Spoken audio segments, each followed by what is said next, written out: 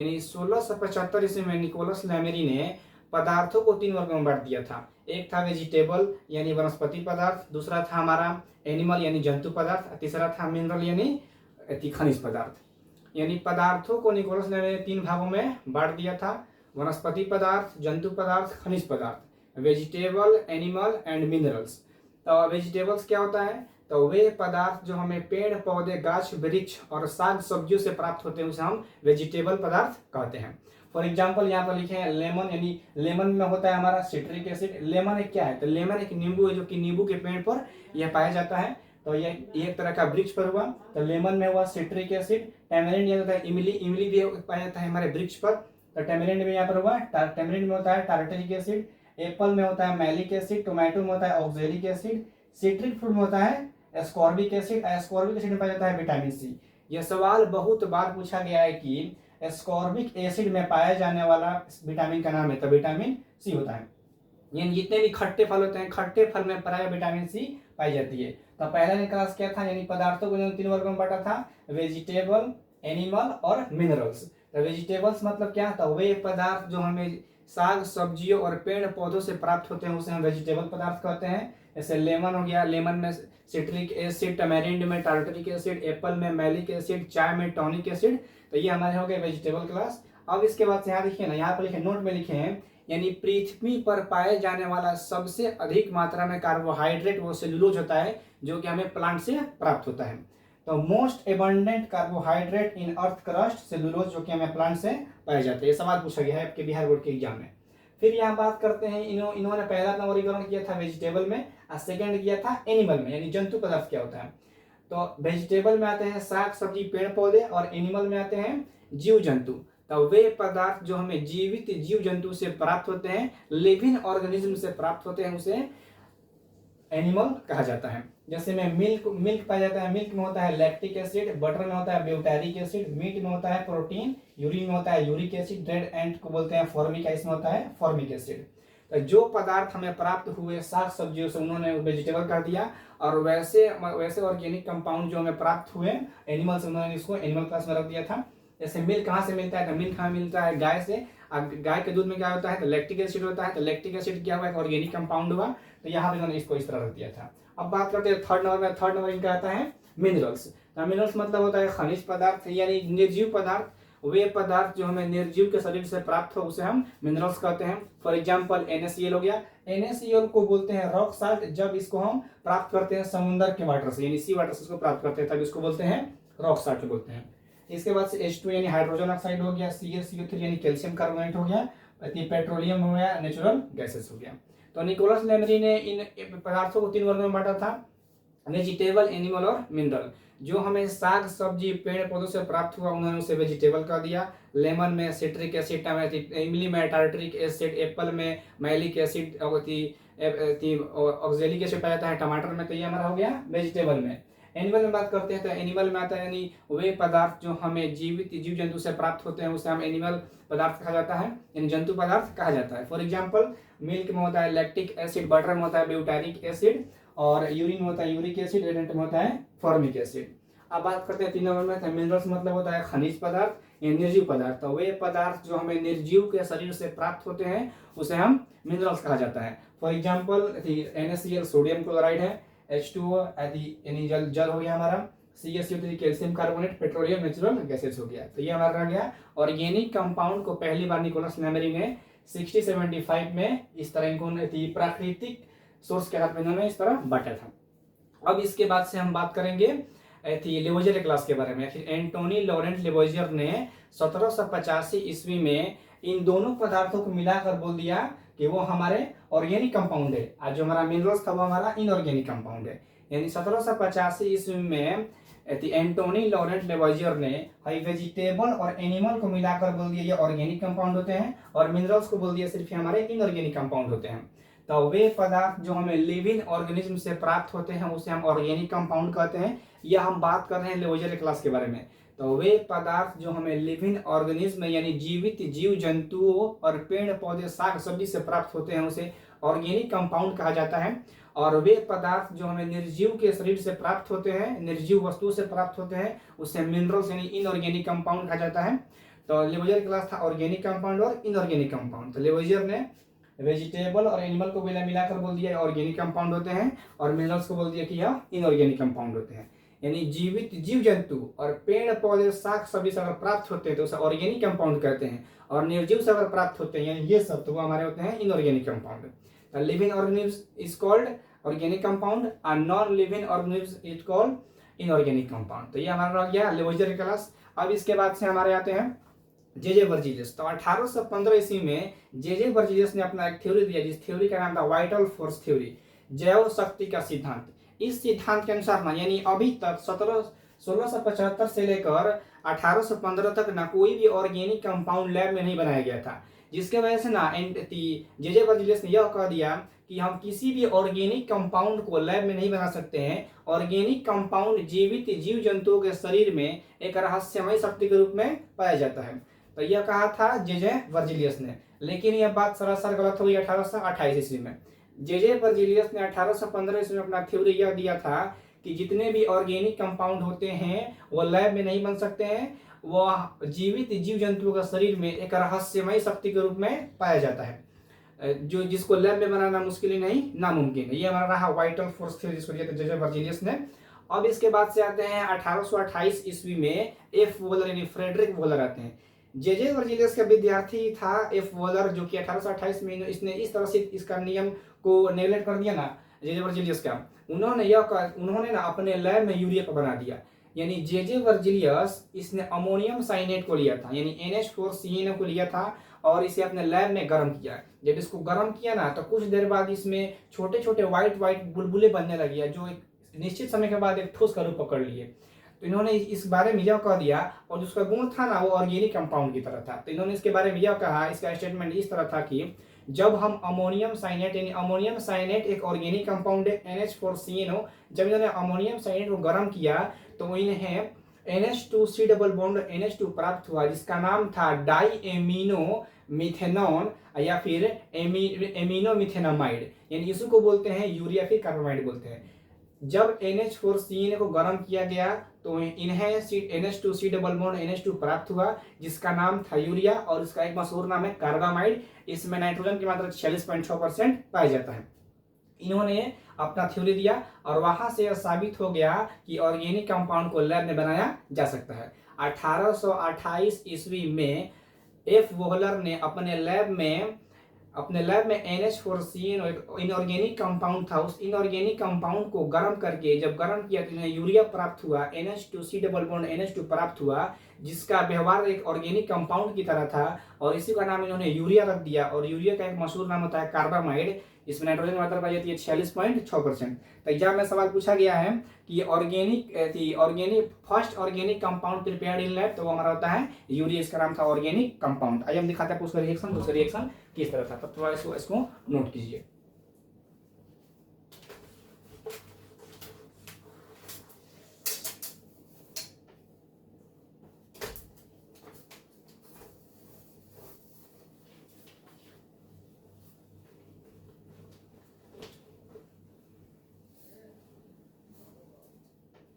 सुनिए यहाँ पर, अब बात रह रही पढ़ाई के बारे में, तो जरूरी यह नहीं है कि आप कितना पढ़ चुके हैं, जरूरी यह है कि आप उसमें से कितना सीख चुके हैं। पढ़ाई कितनी तेजी में हो रही है ये मायने रखता है, पढ़ाई कितने सलीके से हो रही है ये मायने रखता है। तो लगातार पढ़िए, निरंतर पढ़िए, रेगुलर क्लास कीजिए, जो होमवर्क दिया जा रहा है उस होमवर्क को कंप्लीट कीजिए, आप अव्वल रहेंगे, जहां भी आप वहां पर अव्वल रहेंगे। तो देखिए आप, तो जैसा कि मैंने आपसे कहा था कि हाँ 1675 ईस्वी में, और इस 1675 ईस्वी में निकोलस लैमेरी ने पदार्थों को 3 वर्गों में बांट दिया था। हमारा वेजिटेबल था, एनिमल था और मिनरल था। यानी वेजिटेबल यानी साग सब्जी से प्राप्त होते थे, एनिमल यानी जीवित जीव जंतु से प्राप्त होते थे, और मिनरल से निर्जीव से प्राप्त होते थे। अब इसके बाद से आए थे हमारे 1785 ईस्वी में एंटोनी लॉरेंट लेवोइजियर। कौन आया था? Antoine Laurent लेवोइजियर। एंटोनी लॉरेंट लेवोइजियर। इसने पदार्थों को 2 वर्गों में बांट दिया था। पहला हमारा था ऑर्गेनिक कंपाउंड, पहला हमारा था ऑर्गेनिक कंपाउंड और दूसरा था इनऑर्गेनिक कंपाउंड, इनऑर्गेनिक कंपाउंड।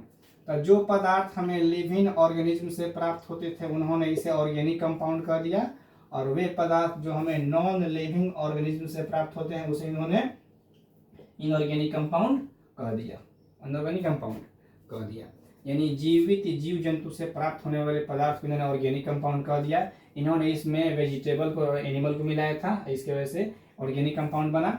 और इसमें आते थे हमारे मिनरल्स, यानी वे पदार्थ जो हमें एनर्जियों के शरीर से प्राप्त होते हैं उसे हम लोग इनऑर्गेनिक कंपाउंड या फिर इनऑर्गेनिक कंपाउंड कहा जाता है। और फिर इसके बाद से आया था 1815 ईस्वी में जे बर्जीलियस, 1815 ईस्वी में। तो 1815 ईस्वी में जे बर्जीलियस ने अपना एक थ्योरी दिया था, उस थ्योरी का नाम था vital force theory, vital force theory. इसने अपने थ्योरी में यह कह दिया किसी भी हम ऑर्गेनिक कंपाउंड को लैब में नहीं बना सकते हैं, लैब में नहीं बना सकते हैं। लेकिन इसी का एक साथी था, इसी का एक विद्यार्थी था, इसका नाम था F Wohler, F Wohler, F Wohler. F Wohler ने 1828 ईस्वी में, कब 1828 ईस्वी में अपने लैब में अमोनियम साइनेट को गर्म करके यूरिया का निर्माण कर दिया, जिसका व्यवहार एक ऑर्गेनिक कंपाउंड की तरह था। यहाँ पर दिखाते हैं उसको, हम उसका रिएक्शन दिखाते हैं। एग्जाम में पूछता है कि फर्स्ट ऑर्गेनिक कंपाउंड कौन सा है, तो आपको बोलना पड़ेगा कि फर्स्ट ऑर्गेनिक कंपाउंड यूरिया होता है, जिसको एफ वोलर ने 1828 ईस्वी में अपने लैब में गर्म करके बनाया था। यहाँ देखिए, यहाँ था हमारा NH4CNO, NH4CNO, इसी का नाम है अमोनियम साइनेट, अमोनियम साइनेट जोड़ देंगे, अमोनियम साइनेट इसी का नाम था। जब इन्होंने इस कंपाउंड को हीट दिया यानी इसको गर्म किया तो यहाँ बना NH2CO NH2 बना। या फिर इसी बात को हम ऐसे भी लिख सकते हैं, उससे मुझे कोई दिक्कत नहीं है, NH2C_O NH2। इसी का नाम है डाई एमिनो, इसी का नाम है diamino methanol, diamino methanol. या फिर इसी को हम बोलते हैं, इसी को बोल सकते हैं हम लोग मीथेन एमिनो मिथेनामाइड, या फिर एमिनो मिथेनामाइड। आगे आपको बताएंगे कि ये नाम कैसे आ गया है, मिथेनामाइड, एमिनो मिथेनामाइड। यह एक ऑर्गेनिक कंपाउंड है, यह एक ऑर्गेनिक कंपाउंड है, यह एक इनऑर्गेनिक कंपाउंड है, इनऑर्गेनिक कंपाउंड है। यहाँ देखिए, जब इन्होंने अपने लैब में अमोनियम साइनेट को गर्म किया तो यहाँ पर हमारा यूरिया बन गया। इसी का नाम क्या है, इसी का नाम है यूरिया, इसी को हम लोग बोलते हैं यूरिया, यह हमारा यूरिया।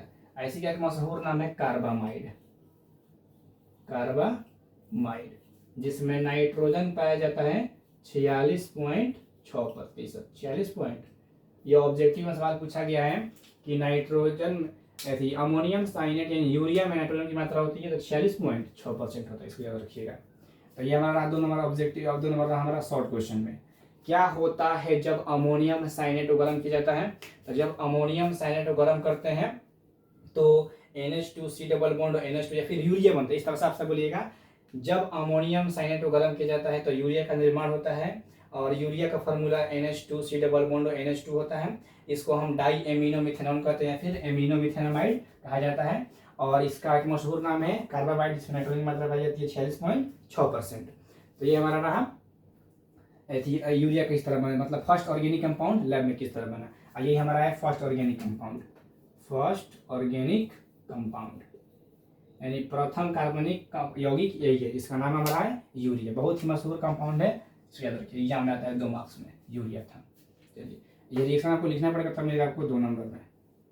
आगे बढ़े अब, चलिए अब इसके बाद सुन लीजिए अब।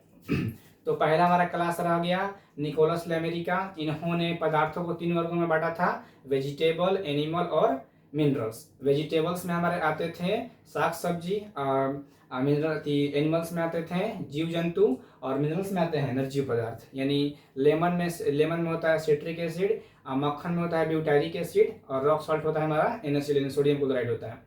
इसके बाद से आए थे एंटोनी लॉरेंट लेवाइजियर। इसने पदार्थों को 2 वर्गों में बांट दिया था, ऑर्गेनिक कंपाउंड और इनऑर्गेनिक कंपाउंड। यानी यानी जो हमें जीव जंतुओं से और पेड़ पौधों से मिलते थे उसे ऑर्गेनिक कंपाउंड कह दिया। जिसमें आपका लेमन में सिट्रिक एसिड और मक्खन में ब्यूटारिक एसिड, यानी दोनों को मिलाकर बोल दिया ऑर्गेनिक कंपाउंड। और उसके बाद से था हमारा मिनरल्स में आते थे हमारे सोडियम क्लोराइड और CaCO3 यानी कैल्शियम कार्बोनेट, ये सब इनको बोल दिया इनऑर्गेनिक कंपाउंड बोल दिया। अब इसके बाद से 1815 इसमें जे बर्जीलियस, इसने अपना एक थ्योरी दिया, जिस थ्योरी का नाम क्या था, वाइटल फोर्स थ्योरी। इस थ्योरी के अकॉर्डिंग कोई भी ऑर्गेनिक कंपाउंड लैब में नहीं बन सकता है, यानी ऑर्गेनिक कंपाउंड जीवित जीव जंतु शरीर में समय शक्ति के रूप में पाया जाता है, जो कि लैब में बनना मुश्किल ही नहीं नामुमकिन है। लेकिन इसी के विद्यार्थी ने 1828 ईस्वी में अमोनियम साइनेट को गर्म करके यूरिया का निर्माण कर दिया, जो कि ऑर्गेनिक कंपाउंड था।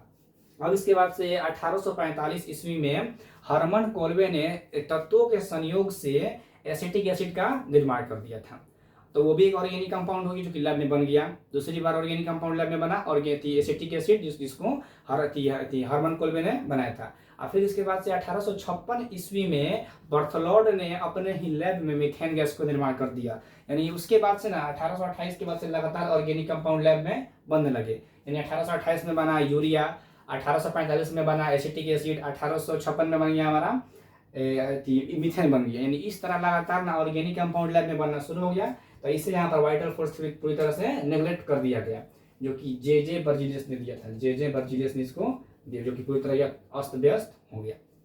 तो ये हमारा रहा history of organic chemistry. Nicolas Lemery class था, एंटोनी लॉरेंट लेवोइजर क्लास था, उसके बाद से आए थे जे बर्जीलियस आए थे, और उसके बाद से हमारा आया था एफ वोलर, देन उसके बाद से हरमन कोल्बे, और देन लास्ट में आया था बर्थलोड आया था। तो ये हमारा हिस्ट्री ऑफ ऑर्गेनिक कंपाउंड। अब हम समझते हैं यूनिक प्रॉपर्टीज ऑफ कार्बन, यानी कार्बन के गुण क्या होते हैं और कार्बन की प्रॉपर्टीज आखिर होती क्या है मेन तौर पर। तब तक आप इसको नोट कीजिए, ये रिएक्शन बहुत ही महत्वपूर्ण है।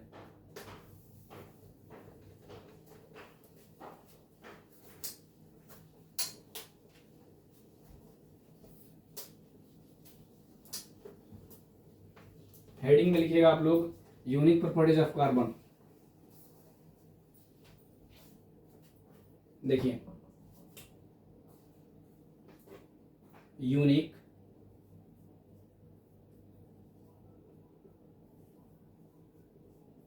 Properties of carbon, unique properties of carbon, unique properties of carbon, यानी कार्बन के गुण के बारे में समझिए। पहले कार्बन का गुण क्या होता है, देखिए सबसे पहली बात करते हैं कार्बन के बारे में। तो कार्बन का एटॉमिक नंबर होता है 6। कार्बन का एटॉमिक नंबर 6 होता है। कार्बन का एटॉमिक मास 12 होता है। कार्बन पीरियोडिक टेबल में ग्रुप 14 का एलिमेंट है। यह आवर्त सारणी के पीरियड 2 का एलिमेंट है। कार्बन का electronic configuration 1s2 2s2 2p2 होता है, 2p2 होता है। कार्बन का वैलेंस इलेक्ट्रॉन 4 होता है। कार्बन का कोर इलेक्ट्रॉन 2 होता है। कार्बन की वैलेंसी 4 होती है। यहाँ देखिए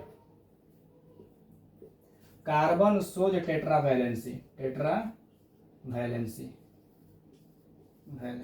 यहाँ लिखे हैं कार्बन की वैलेंसी 4 होती है, यानी कार्बन 4 वैलेंसी को दिखाता है। अब देखिए वैलेंसी मतलब क्या होता है, वैलेंसी का मतलब होता है ना कार्बन 4 चीज से जुड़ना पसंद करेगा, यानी कार्बन ना 4 चीज से हमेशा जुड़ सकता है, यानी कुत्ता से, बिलार से, सियार से, हुआर से आराम से जुड़ सकता है।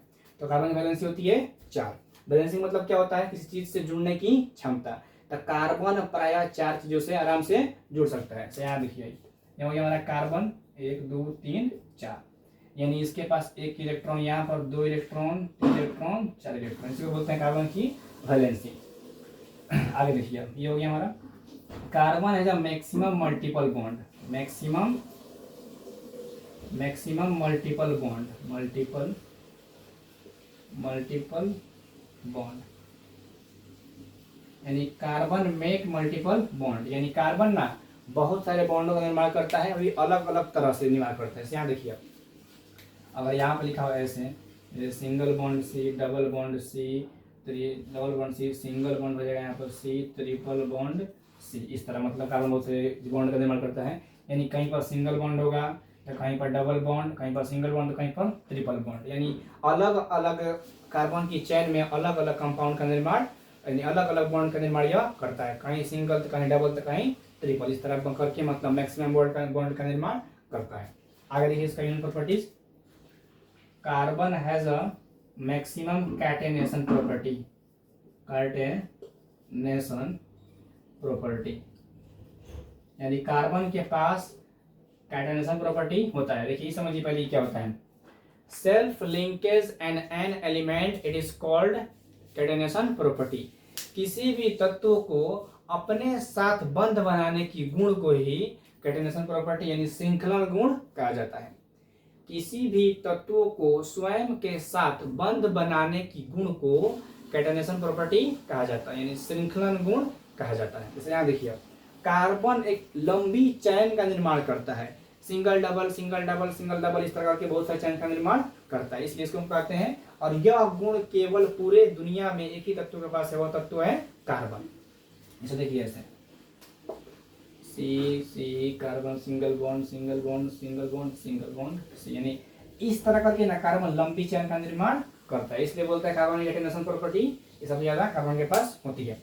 आगे देखिए, ये हमारा हो गया कार्बन का आयोनाइजेशन एनर्जी, आयोनाइजेशन एनर्जी 1049 यानी 1049 किलो जूल पर केजी होता है, किलो जूल पर मोल होता है। यानी कार्बन का आयनन विभव, यानी कार्बन के ना बाह्यतम कक्षा में से उसके लास्ट ऑर्बिट में से इलेक्ट्रॉन को निकालने में 1049 किलो जूल पर मोल एनर्जी की आवश्यकता होती है। आगे देखिए कार्बन की इलेक्ट्रोनेगेटिविटी, कार्बन की इलेक्ट्रोनेगेटिविटी 2.5 होती है, यानी ना ही ज्यादा कम होती है ना ही ज्यादा हाई होती है। कितनी होती है? 2.5 होती है। यानी इलेक्ट्रोनेगेटिविटी क्या होता है? यानी किसी भी अन्य यौगिक के साथ बॉन्ड बनाकर उसके इलेक्ट्रॉन को खींचने की क्षमता को इलेक्ट्रोनेगेटिविटी कहा जाता है। तो कार्बन की इलेक्ट्रोनेगेटिविटी होती है 2.5, इसका आयनाइजेशन एनर्जी होता है 1049 किलो जूल पर मोल होता है। आगे देखिए, अब कार्बन के एलोट्रॉप देखिए, कार्बन के एलोट्रॉप यानी कार्बन के अपरूप एलोट्रॉप। तो सुनिए यहाँ पर, पहला इसका एलोट्रॉप होता है डायमंड, एक नंबर ये होता है, और 2 नंबर होता है ग्रेफाइट, और 3 नंबर होता है बकमिनिस्टर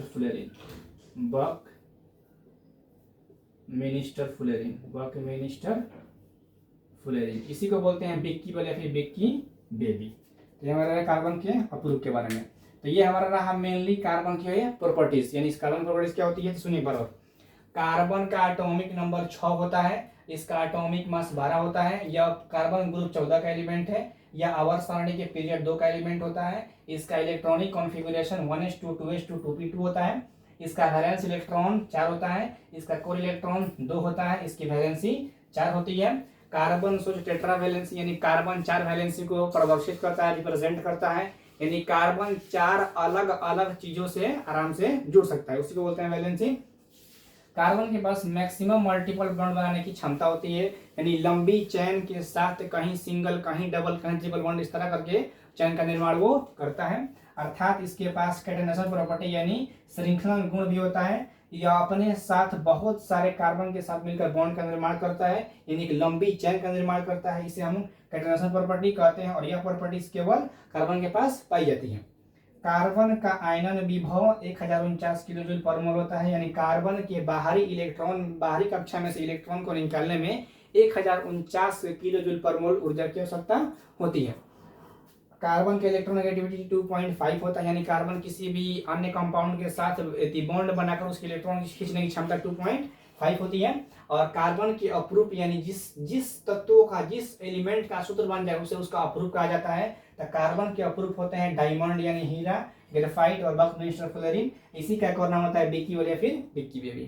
तो इतना पहले आप नोट कीजिए। अब इसके बाद से हम आते हैं रिप्रेजेंटेशन ऑफ ऑर्गेनिक कंपाउंड, यानी types of representation of organic compound, यानी ऑर्गेनिक कंपाउंड को कितने तरह से हम बांट सकते हैं। तो इसको आप थोड़ा नोट कीजिए पहले।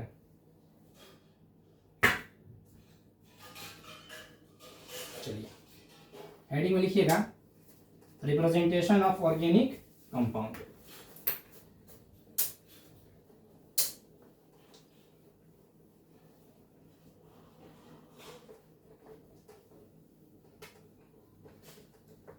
हेडिंग में लिखिए रिप्रेजेंटेशन ऑफ ऑर्गेनिक कंपाउंड। देखिए हेडिंग का नाम हमारा है रिप्रेजेंटेशन ऑफ ऑर्गेनिक कंपाउंड। ये तो हो गया है, इसको हटाते हैं अब।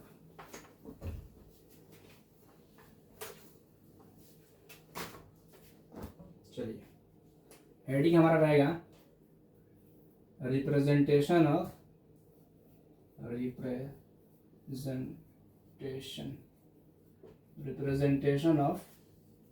Organic compound.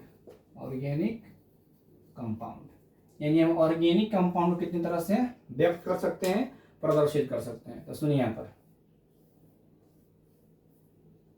देखिए, पहला हमारा होता है, यानी ऑर्गेनिक कंपाउंड को ना कितने तरह से लिखा जा सकता है। तो पहला हमारा होता है मोलिकुलर फार्मूला, उसके बाद से होता है हमारा स्ट्रक्चरल फार्मूला, अध्ययन 3 नंबर आता है हमारा condense formula, 4 number zigzag formula, 5 number polygon formula, 6 number आता है 3D स्ट्रक्चरल फार्मूला, यानी मीथेन का शरीर बनता है। पहला मोलिकुलर फार्मूला लेते चलते हैं यहाँ पर हम। देखिए 1 नंबर में आता है मोलिकुलर फार्मूला,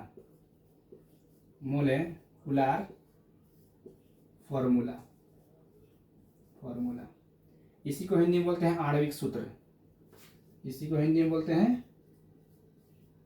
आणविक सूत्र या फिर अणुसूत्र बोल सकते हैं, आणविक सूत्र बोलते हैं।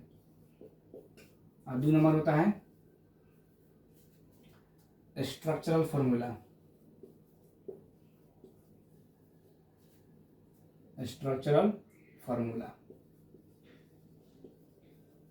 इसी को बोलते हैं संरचना सूत्र।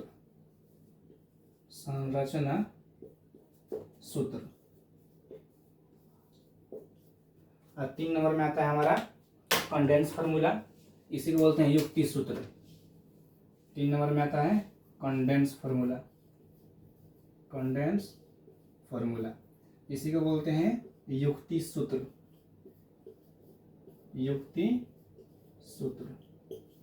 और 4 नंबर में आता है जिगजैग फार्मूला, इसको बोलते हैं बॉन्ड लाइन नोटेशन, चाहे जिगजैग फार्मूला।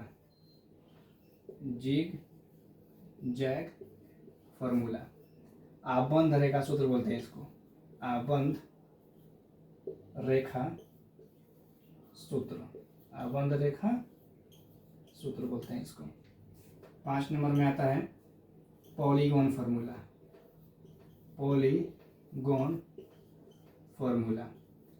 इसको बोलते हैं बहुभुज सूत्र।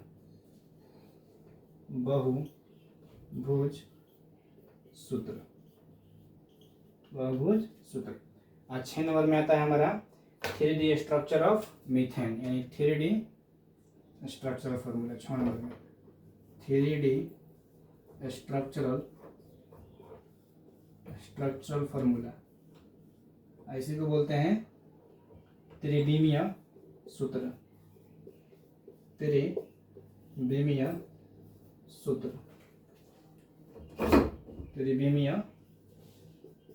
बोलते हैं। देखिए यहाँ पर, तो ये हमारा क्या ऑर्गेनिक कंपाउंड को रिप्रेजेंट करने का तरीका। तो किसी भी ऑर्गेनिक कंपाउंड को रिप्रेजेंट करने का 6 तरीका होता है। पहला हमारा होता है मोलिकुलर फार्मूला, इसको बोलते हैं आणविक सूत्र। दूसरा होता है स्ट्रक्चरल फार्मूला, इसको बोलते हैं संरचना सूत्र। तीसरा होता है कंडेंस फार्मूला, इसको बोलते हैं युक्ति सूत्र। चौथा होता है जिगजैग फार्मूला, आबंध रेखा सूत्र। पांचवा होता है पॉलीगॉन फार्मूला, बहुभुज सूत्र। और छठा होता है 3D structure for methane formula, यानी इसकी हमेशा बनता है मीथेन का, यानी यहाँ तक पढ़ना क्लास 12 में मीथेन। ये होता है त्रिविमीय सूत्र। त्रिविमीय सूत्र देखिए मोलेकुलर फार्मूला क्या होता है, number of atom in any molecule it is called molecular formula. किसी भी तत्वों में या फिर किसी भी ना अणु में कुल तत्वों की संख्या को मोलेकुलर फार्मूला कहा जाता है। तो आइए हम बारी बारी सबके बारे में समझते हैं कि सब इसके मतलब क्या क्या होते हैं, इसका डेफिनेशन क्या होता है, ऐसे एग्जांपल में क्या क्या होता है। तो पहले आप इसको नोट कीजिए इतना बात को। चलिए हेडिंग में लिखिए अब मोलेकुलर फार्मूला, हेडिंग में लिखिए मोलेकुलर फार्मूला। चलिए देखिए यहाँ पर एक नंबर बात करते हैं मोलेकुलर फार्मूला का। Molecular formula, molecular formula. चलिए इसका हिंदी बता चुके आप लोगों को, आणविक सूत्र होता है। देखिए अभी क्या होता है मोलेकुलर फार्मूला, सुनिए। Number of atom in any molecule it is called molecular formula, यानी किसी भी ना number of element in any molecule is called molecular formula, यानी किसी भी अणु में कुल तत्वों की संख्या का मोलेकुलर फार्मूला कहा जाता है। फॉर एग्जांपल देखिए, फॉर एग्जांपल C6H6 या बेंजीन है। इस बेंजीन में कितने कार्बन है, यहाँ पर कार्बन की संख्या है 6। इस बेंजीन में कितने हाइड्रोजन एटम है, यहाँ हाइड्रोजन हमारे हैं 6। तो देखिए किसी भी यौगिक में परमाणुओं की संख्या को मोलेकुलर फार्मूला कहा जाता है। यहाँ पर बताते हैं C6H12O6, ये हमारा ग्लूकोज है। तो देखिए यहाँ पर कितने हाइड्रोजन है, यहाँ पर कितना कार्बन है, यहाँ कार्बन है 6, यहाँ हाइड्रोजन आपका है 12, ऑक्सीजन यहाँ पर है 6, ऑक्सीजन यहाँ पर है 6। 3 नंबर देखिए, 3 नंबर एग्जाम्पल C12H22 और O11 ये हमारा फ्रुक्टोज होता है, नहीं इसको बोलते हैं चीनी। यहाँ देखिए अब इसमें कितने कार्बन है, इस कंपाउंड में कितने कार्बन है, इस कंपाउंड में कार्बन है हमारा है 12, हाइड्रोजन है 22 और ऑक्सीजन है 11। ऑक्सीजन यहाँ पर है 11। तो देखिए मोलेकुलर फार्मूला क्या होता है, तो किसी भी अणु में उपस्थित कुल तत्वों की संख्या को मोलेकुलर फार्मूला कहा जाता है। तो यहाँ देखिए अब इस बेंजीन में कितने एटम्स हमारे हो गए हैं, तो कार्बन इसमें 6 गो है, हाइड्रोजन इसमें 6 गो है। इसी हम लोग बोल सकते हैं मोलेकुलर फार्मूला। ये भी हमारा एक मोलेकुलर फार्मूला, ये भी हमारा एक मोलेकुलर फार्मूला है। यानी किसी भी मॉलिक्यूल में उसमें कितने एटम छुपे हैं उसी को हम लोग मोलेकुलर फार्मूला कहते हैं। आगे देखिए अब आगे होता है हमारा स्ट्रक्चरल फार्मूला। तो किसी भी कंपाउंड में उपस्थित या फिर किसी भी कंपाउंड में रिप्रेजेंट एटम्स को और उसको हम फैला देंगे, उसको हम डाइवर्ट कर देंगे, उसी को हम लोग बोलते हैं स्ट्रक्चरल फार्मूला, यानी संरचना सूत्र बोलते हैं। तो देखिए आगे हेड लिखिए आप लोग संरचना सूत्र। अगला लिखिए 2 नंबर में स्ट्रक्चरल फार्मूला, 2 नंबर में स्ट्रक्चरल फार्मूला। देखिए संरचना सूत्र क्या होता है, तो सुनिए किसी भी कंपाउंड में उपस्थित परमाणुओं को फैला देने से जो सूत्र प्राप्त होता है उसी सूत्र को स्ट्रक्चरल फार्मूला यानी संरचना सूत्र कहा जाता है। तो देखिए यहाँ पर फॉर एग्जांपल देखिए, अगर यहाँ पर मान लीजिए अगर ऐसे लिखा हो C2H6, यहाँ कार्बन कितने हैं, 2 कार्बन यहाँ पर है, तो 1 कार्बन और 2 कार्बन, यहाँ कितना हाइड्रोजन 6 हाइड्रोजन है, तो 1 2 3 4 5 6, 1 2 3 4 5 6। इसी को सऊदी में बोलते हैं ग्राफिक फार्मूला, इसी को सऊदी में बोलते हैं ग्राफिक फार्मूला, ग्राफिक फार्मूला। देखिए तो ये हमारा रहा मोलिकुलर फार्मूला, इसको बदल दिया यहाँ पर स्ट्रक्चरल फार्मूला में, यानी मोलिकुलर फार्मूला के दीर्घ रूप को ही स्ट्रक्चरल फार्मूला कहा जाता है। आगे देखिए आप, अगर मान लीजिए अगर यहाँ पर लिखा हुआ है ऐसे C6H6, किसी का नाम है बेंजीन, इसी का नाम है बेंजीन। देखिए ऐसे बनता है, देखिए यहाँ पर इसी का नाम है बेंजीन, ये भी बेंजीन एक तरह से है और ये भी बेंजीन है,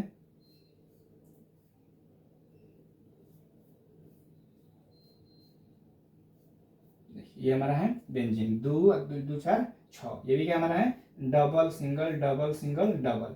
ये हमारा हो जाएगा यहाँ पर H, 2 गो 3 गो 4 5 ये 6। तो ये हमारा रहा गया मोलिकुलर फार्मूला, ये हमारा हो गया स्ट्रक्चरल फार्मूला। यानी किसी भी कंपाउंड यानी किसी भी मोलिकुलर फार्मूला के लॉन्ग फॉर्म को ही स्ट्रक्चरल फार्मूला कहा जाता है। इस बात आप समझ चुके होंगे, इतना नोट कीजिए। आगे हम बात करने वाले हैं कंडेंस फार्मूला के बारे में। हेडिंग लिखिए 3 नंबर में कंडेंस फार्मूला। 3 नंबर लिखिए कंडेंस फार्मूला।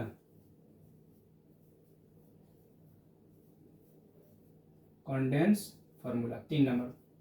तो देखिए the short term of structural formula hence it is called condense formula. संरचना सूत्र के छोटे रूप को यानी उसको हम छोटा कर देंगे तो उसी को बोलेंगे कंडेंस फार्मूला, युक्ति सूत्र इसको बोलेंगे। यहाँ देखिए अब जैसे अगर मान लीजिए अगर यहाँ पर ऐसे लिखा है 1 2 3 4 5 6 7 8 इस तरह लिखा है। यहाँ पर हम हाइड्रोजन भरते हैं। देखिए यहाँ पर है 1 2 3 1 2 1 2 1 2 1 2 यानी ऊपर नीचे से लगातार हाइड्रोजन आप लोगों को भरना है। यहाँ हाइड्रोजन हम भर दिए इस तरह। तो देखिए ये हमारा है स्ट्रक्चरल फार्मूला। ये कौन सा फार्मूला भी है हमारा, इसे बोलेंगे स्ट्रक्चरल फार्मूला। यानी ये हमारा भी है स्ट्रक्चरल फार्मूला। देखिए स्ट्रक्चरल फार्मूला। तो देखिए स्ट्रक्चरल फार्मूला के शॉर्ट फॉर्म को ही कंडेंस फार्मूला कहा जाता है। यानी इसको एकदम हम सीधा हो गया ना, इसको एकदम हम सिकुड़ा देंगे ना, इसको बोलेंगे हम लोग कंडेंस फार्मूला। यहाँ देखिए आप 1 नंबर देखिए यहाँ पर इसको बदल रहे हैं। तो यहाँ क्या है हमारा C के ऊपर कितना H है, तो 3 H है। यहाँ लिखते हैं CH3 बीच में single bond CH2 single bond CH2 single bond CH2 single bond CH2 single bond CH2 single bond CH2। गिनिए कितना हाइड्रोजन यहाँ पर हो गया 1 2 3 4 5 6 7 8 गो है। 1 2 3 4 5 6 7 एक बच गया हमारा CH3 लास्ट वाला CH3। हर हाल में हर जगह पर कार्बन की वैलेंसी 4 होनी चाहिए। देखिए 1 2 3 4 1 2 3 1 4 यानी सभी जगह वैलेंसी कितनी 4 है। देखिए यहाँ पे देखिए ये हमारा हो गया 1 2 और 2 हाइड्रोजन 4 गो। यहाँ पे देख सकते हैं आप लोग 3 गो हाइड्रोजन 4 गो 1 2 और 2 1 3 गो 4 गो। यानी हर स्थिति में कार्बन की वैलेंसी 4 होनी चाहिए। तो यहाँ देखिए अब या फिर ये हो सकता है एक ठो या एक ठो ये भी हो सकता है। देखिए CH3 बॉन्ड को हटा के अब CH2 CH2 CH2 CH2 CH2 और CH3 ये कितना हो गया 1 2 3 4 5 6 7 ये हो गया CH2 ये हो गया CH3 8। एक ये भी हो सकता है या फिर एक और हो सकता है या एक और हो सकता है यहाँ पर या फिर देखिए CH3 यहाँ देखिए ना यहाँ से लेकर यहाँ तक CH2 कितना है, यहाँ से लेकर यहाँ तक सभी क्या है CH2 है। देखिए यहाँ से देखिए सब क्या CH2 है। तो एक है 2 3 4 5 6 तो इस तरह से CH3 हो जाएगा यहाँ पर। आप फिर यहाँ पर ले सकते हैं CH3 CH2 का होल 6 और CH3। अब इससे छोटा नहीं हो सकता है। चलिए तो ये हमारा हो गया इसका कंडेंस फार्मूला। 1 नंबर ये हो गया, 2 नंबर ये हो गया और 3 नंबर में ये हो गया। तीनों ही क्या हमारे कंडेंस फार्मूला है। यानी स्ट्रक्चरल फार्मूला के शॉर्ट टर्म को यानी शॉर्ट फॉर्म को ही कंडेंस फार्मूला कहा जाता है। इस तरह से यहाँ पर हम व्याख्या किए हैं, इसको उतारिए आप लोग। अब इसके हम लोग बात करने वाले हैं अपने 4 नंबर में, उसका नाम है जिगजैग फार्मूला। जिगजैग फार्मूला देखिए यहाँ पर क्या होता है जिगजैग फार्मूला। 4 नंबर है हमारा जिगजैग फार्मूला। जिगजैग फार्मूला या फिर इसी को कहते हैं, इसी को बोलते हैं बॉन्ड लाइन नोटेशन।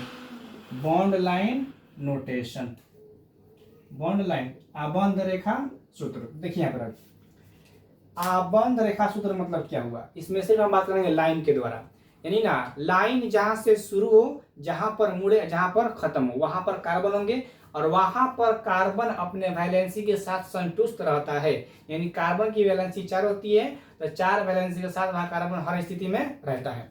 बात हम बोल रहे हैं आप लोगों से यह कि लाइन जहां से शुरू हो, जहां पर मुड़े, जहां पर खत्म हो, वहां पर कार्बन होंगे और कार्बन वहां पर हाइड्रोजन के साथ अपने वैलेंसी के साथ संतुष्ट होता है।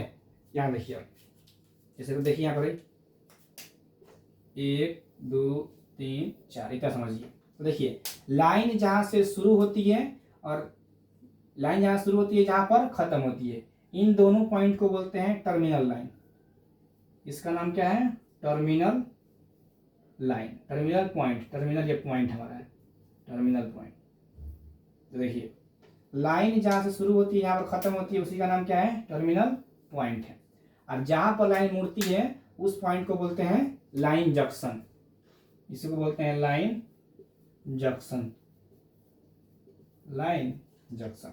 देखिए लाइन जहां से मुड़ती है उसको बोलते हैं लाइन जंक्शन। यानी यह पॉइंट, हाई पॉइंट मिलाकर क्या हो जाएगा हमारा?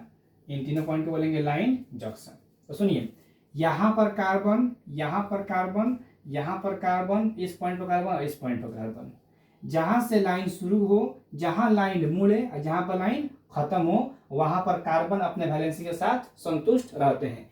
यानी जो बात हमारा है इस तरह यहाँ पर किए हम 1 2 3 4 इस तरह लिखे ना। तो यहाँ देखिए यह बात हमारा इस तरह है। यहाँ पर क्या होंगे? कार्बन, यहाँ क्या होगा? कार्बन यहाँ पर, कार्बन यहाँ पर क्या होगा? कार्बन यहाँ पर क्या होगा? कार्बन। देखिए यहाँ पर है CH3, यहाँ देखिए यहाँ C है, फिर यहाँ पर C, यहाँ पर C, यहाँ पर C, यहाँ पर C। लाइन जहाँ से शुरू हो, जहाँ मुड़े, जहाँ पर खत्म हो, वहाँ पर कार्बन होते हैं। और कार्बन यहाँ पर अपने हाइड्रोजन के साथ वैलेंसी के साथ संतुष्ट रहते हैं। हाइड्रोजन भरे यहाँ पर, अब कार्बन वैलेंसी होती है 4, यानी इसके पास 1 हो तो कितना देना पड़ेगा? 3 को, 3 को 1 को, 4 को, इसके पास 2 है तो 4 को, इसके पास 2 है तो 4 CH2, यहाँ CH2, यहाँ पर CH3। ऐसे समझ में, ये बात इस तरह लिखा जाता है। तो ये हमारा हो गया जिगजैग फॉर्मूला। लाइन जहां से शुरू होती है, जहां पर मुड़ती है और जहां पर खत्म होती है, यहाँ पर कार्बन होते हैं और कार्बन वहां पर अपने वैलेंसी के साथ संतुष्ट रहते हैं। चलिए, तो ये हमारा हो गया जिगजैग फॉर्मूला। तो ये भी हो सकता है जिगजैग फॉर्मूला, ये भी हमारा जिगजैग फॉर्मूला है। फॉर एग्जाम्पल ये भी हो सकता है जिगजैग फॉर्मूला हमारा, ये भी है, ये भी हो सकता है। ये फॉर एग्जाम्पल कुछ भी मतलब हो सकता है। यानी लाइन जहाँ से यहाँ पर कार्बन होगा, यहाँ कार्बन होगा, यहाँ कार्बन होगा, यहाँ कार्बन होगा, यहाँ कार्बन होगा। जहाँ से लाइन हमारा शुरू होता है, जहाँ से लाइन शुरू हो, जहाँ पर मुड़े और जहाँ पर खत्म हो, वहाँ पर कार्बन अपने वैलेंसी के साथ रहते हैं। तो ये हमारा हो गया जिगजैग फार्मूला। अब इसके बाद से हम बात करने वाले 5 नंबर में पॉलीगॉन फार्मूला। तो सुनिए पहले पॉलीगॉन फार्मूला क्या होता है, पहले सुनो कीजिए। चलिए, पॉलीगॉन का पॉली मतलब होता है बहुत और गॉन मतलब होता है भुजा। अच्छा, बहुत किस, पॉली मतलब होता है बहुत और गॉन मतलब होता है भुजा। यानी पॉली कहने का मतलब यह हुआ ना कि जो हमारा भुजा होगा वो पहले घिरा होगा। तो कितने, कम से कम हम कितने लाइन से किसी भी बहुभुज को बना सकते हैं? तो हमारे पास क्या हम एक लाइन से बहुभुज बन सकता है? नहीं बन सकता है। क्या 2 लाइन से बहुभुज बन सकता है? नहीं बन सकता है। लेकिन 3 लाइन से बहुभुज बन सकता है समझ में? तो इसी फार्मूला का नाम क्या हो जाएगा हमारा? Polygon formula. यहाँ देखिए, समझिए पहले पॉलीगॉन फार्मूला क्या होता है। देखिए 5 नंबर में, 5 नंबर देखिए पॉलीगॉन फार्मूला, पॉलीगॉन फार्मूला इसी को बोलते हैं बहुभुज सूत्र। देखिए कार्बन की चेन जब बंद होती है तो उसे पॉलीगॉन फार्मूला कहा जाता है। कार्बन का चेन खुला होगा तो उसे बोलेंगे ओपन चेन, बंद होगा तो उसे बोलेंगे क्लोज चेन। क्लोज चेन को ही पॉलीगॉन फार्मूला कहा जाता है। तो क्लोज चेन कितने लाइन से बन सकते हैं? तो मिनिमम 3, मैक्सिमम कितना भी हो सकता है। तो यहाँ देखिए, तो क्या ये हमारा पॉलीगॉन फार्मूला है। फॉर एग्जांपल देखिए, ये पॉलीगॉन फार्मूला है। और यहाँ पर भी कार्बन जहां से लाइन मुड़ी है ना, जहां पर लाइन मुड़ती है वहां पर कार्बन होते हैं और कार्बन अपने वैलेंसी के साथ संतुष्ट रहते हैं। यहाँ देखिए, लाइन यहाँ पर, यहाँ से बाइंड हुई तो यहाँ पर कार्बन होगा, यहाँ पर भी कार्बन होगा, यहाँ पर भी कार्बन होगा। फिर देखिए यहाँ पर यहाँ सी, यहाँ सी, यहाँ पर ये वाला सिंगल बॉन्ड हो गया। हाइड्रोजन भर सकते हैं हम यहाँ पर, भरिए 2 गो और 2 गो 4 गो, इसकी वैलेंस संतुष्ट हो गई, 2 गो और 2 गो 4 गो, 2 गो 2 गो 4 गो। आए समझ में? बात आप समझ चुके होंगे, इसको आप नोट करेंगे। और फिर यहाँ पर हमारा ये भी हो सकता है, ये भी हमारा पॉलीगॉन फार्मूला है, ये भी हमारा पॉलीगॉन फार्मूला है, यानी कार्बन का चेन घिरा होगा। अगर ओपन नहीं, क्लोज चेन को बोलते हैं पॉलीगॉन फार्मूला। ये हमारा होगा, ये भी हो सकता है पॉलीगॉन फार्मूला में, ये भी हो सकता है पॉलीगॉन फार्मूला में। आए समझ में? बात आप समझ चुके होंगे, इसको आप लोग नोट कीजिए। ये हमारा होता है पॉलीगॉन फार्मूला। लास्ट हमारा आता है 3D structure, 3D structure of methane. सिर्फ मैं मीथेन का ही पूछता है, तो सुनिए पहले मीथेन का आखिर कैसे बनता है 3D स्ट्रक्चर। देखिए 6 नंबर हमारा है 3D structure, 3D structural formula, structural formula of methane, CH4 को बोलते हैं मीथेन। देखिए तो मीथेन का फॉर्मूला होता है CH4। मीथेन का कॉमन नेम होता है मार्स गैस, फायर डैम, और इसका IUPAC नेम होता है मीथेन। यह फर्स्ट एल्केन मेंबर होता है। इसमें कार्बन कार्बन के बीच का बॉन्ड लेंथ होता है 1.1 एंगस्ट्रॉम। इसके कार्बन हाइड्रोजन के बीच का बॉन्ड लेंथ होता है 1.11 एंगस्ट्रॉम। इसके बीच का कार्बन का हाइब्रिडाइजेशन होता है sp3, और इसका स्टेप बनता है टेट्राहेड्रल। यहाँ तक समझ चुके हैं बात? यहाँ देखिए तो कैसे होता है, सुनिए पहले। एक होता है हमारा सॉलिड वेज, होता है डैश वेज। ये भी एक मतलब बॉन्ड काम करता है। देखिए इसे बोलेंगे सॉलिड वेज। ये हमारा होता है सॉलिड वेज, पूरा ही भरा होगा, जो बॉन्ड ये हमारा होगा ना पूरा भरा होगा। यह एक बॉन्ड ही होता है, इसे बोलेंगे सॉलिड वेज। इसका नाम क्या है? तो इसका नाम है सॉलिड वेज, सॉलिड वेज। अब देखिए एक होता है हमारा डैश वेज, यानी ऐसा होता है डैश वेज।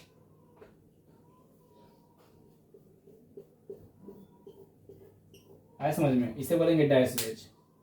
ये होगा हमारा डैश वेज, डैश वेज। देखिए सॉलिड वेज, डैश वेज कोई नया बात नहीं, ये भी एक बॉन्ड की तरह ही काम करता है। जैसे यहाँ देखिए ये हो गया हमारा सी मतलब कौन सी? कार्बन हो गया। कार्बन के पास कितना हाइड्रोजन चाहिए? 4। देखिए हमारे हाइड्रोजन बढ़ते हैं 4। देखिए तो एक होता है हमारा बॉन्ड ऐसे, इसे बोलेंगे डैश वेज। देखिए ये हमारा हो गया डैश वेज। एक होता है सॉलिड वेज, ये होगा सॉलिड वेज।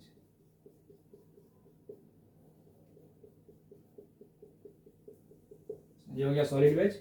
यहाँ पर एक बॉन्ड, यहाँ पर एक बॉन्ड। सुनिए तो यह दिखाने का मतलब यह हुआ ना कि सॉलिड वेज होता है कार्बन के आगे, डैश वेज होता है कार्बन के पीछे। ये दोनों बॉन्ड होते हैं हमारे कार्बन के अगल बगल। जैसे यहाँ देखिए, जैसे मैं जब आज मेरा मूड़ी हो गया कार्बन, ठीक है ना, अब मेरे दोनों हाथ हो गए, ये बॉन्ड हो गए। ये जो मेरा बॉन्ड है ना, ये वाला लाइन है इस तरफ और ये वाला लाइन है इस तरफ। आगे होगा सॉलिड वेज और पीछे होगा डैश वेज। आया समझ में? यानी डैश वेज होता है पीछे और सॉलिड वेज होगा आगे। जैसे ये मेरा मूड़ी हो गया, मूड़ी के मेरा आगे होगा सॉलिड वेज, पीछे होगा डैश वेज, और दोनों हाथ होंगे मेरा पार्शियल वाइज होंगे, यानी दोनों हाथ होंगे मेरा प्लेन बॉन्ड होगा। ये हमारे होते हैं दोनों प्लेन बॉन्ड, जो कि प्लेन के अगल बगल रहते हैं। और सॉलिड वेज होता है आगे, डैश वेज होता है पीछे। तो इसी को बोलते हैं 3D स्ट्रक्चर ऑफ मीथेन। इसी का नाम क्या है? यही हमारा होता है 3D structure of methane, structure of methane. तो बात आप समझ चुके होंगे। तो पहले मैंने आपको पढ़ाया 1 नंबर में मोलेकुलर फार्मूला क्या होता है, मोलेकुलर फार्मूला। 2 नंबर में आपने पढ़ा मुझसे स्ट्रक्चरल फार्मूला क्या होता है, और 3 नंबर में मैंने आपको पढ़ाया कंडेंस फार्मूला क्या होता है। 4 नंबर में आपको मैंने पढ़ाया था कि बॉन्ड लाइन फार्मूला क्या होता है, यानी बॉन्ड लाइन नोटेशन इसी को बोलते हैं जिगजैग फार्मूला। जिगजैग फार्मूला क्या होता है। 5 नंबर में पढ़ाया मैंने आपको कि पॉलीगॉन फार्मूला क्या होता है, पॉलीगॉन फार्मूला। आज 6 नंबर में आपने मुझसे पढ़ा 3D structure of methane, 3D structure of methane. बात आप समझ चुके होंगे। तो मोलिकुलर फॉर्मूला क्या होता है? Number of atom in any molecule it is called molecular formula. For example C6H6 हो जाता है। स्ट्रक्चरल फॉर्मूला किसे कहते हैं? तो मोलिकुलर फॉर्मूला के लॉन्ग फॉर्म को स्ट्रक्चरल फॉर्मूला कहते हैं। कंडेंस फॉर्मूला किसे कहते हैं? तो short form of structural formula it is called condense formula. जीजे फॉर्मूला क्या होता है? तो लाइन जहां से शुरू होती है, जहां मुड़ती है, जहां पर खत्म होती है, वहां पर कार्बन होते हैं, कार्बन एटम बैलेंसिंग के साथ संतुष्ट रहते हैं। यदि पॉलीमर फार्मूला क्या होता है? तो क्लोज चैन को ही पॉलीमर फार्मूला कहा जाता है। तो मतलब वैसे ऑर्गेनिक कंपाउंड जिसमें कार्बन का चैन बंद होता है उसे पॉलीगॉन फार्मूला कहा जाता है। पॉलीगॉन फार्मूला में भी कार्बन अपने वैलेंसी के साथ संतुष्ट रहते हैं। अब बात नंबर 6 के हमारा 3D स्ट्रक्चर ऑफ मीथेन, जो कि इस तरह यहाँ पर बनाया गया है। इस वेज को बोलते हैं, मतलब यह एक बॉन्ड है, और जिस तरह ये बॉन्ड है इस तरह ये भी एक बॉन्ड। इस बॉन्ड का नाम है सॉलिड वेज, इसका नाम है डैश वेज। तो सॉलिड वेज होता है कार्बन के आगे और डैश वेज होता है कार्बन के पीछे, और ये दोनों सिंपल बॉन्ड होते हैं कार्बन के अगल बगल। तो ये हमारा हो गया यानी रिप्रेजेंटेशन ऑफ ऑर्गेनिक कंपाउंड को अच्छे तरह से व्यक्त करने का तरीका, यानी दिखाने का तरीका। अगले वीडियो लेक्चर में हम बात करने वाले हैं types of hydrogen atom and carbon atom, यानी प्राइमरी कार्बन क्या होता है, सेकेंडरी कार्बन क्या होता है, टर्शियरी कार्बन क्या होता है, क्वाटरनरी कार्बन क्या होता है। तो इसके बारे में बात करने वाले हैं। यहाँ तक आप समझ चुके होंगे। अगर यहाँ तक समझने में आपको किसी तरह का ट्रबल हुआ हो तो बेहिचक कमेंट में करें कि यहाँ आपको ट्रबल हुआ है, वहां पर हम आपको समस्या का समाधान करेंगे। तो सुनिए, जरूरी, मैंने आपसे शुरुआत में बोला था, जरूरी ये नहीं है कि आपकी पढ़ाई कितनी तेजी में हो रही है, जरूरी यह है कि आपकी पढ़ाई कितने सलीके से हो रही है। अब बात नंबर 2, रेगुलर पढ़ें, निरंतर पढ़ें और होमवर्क के साथ पढ़ें और रेगुलर क्लास यहाँ पर करें, तभी कुछ हो सकता है। आप जिस उम्र में है, आप जो पढ़ाई कर रहे हैं, आप एक सड़क पर लुढ़कते हुए कंकड़ की तरह है जो कि लगातार घिस रहा है, रोज निरंतर घिस रहा है। और देखिए, सफलता एक दिन में नहीं मिलती, लेकिन सफलता एक ना एक दिन जरूर मिलती है।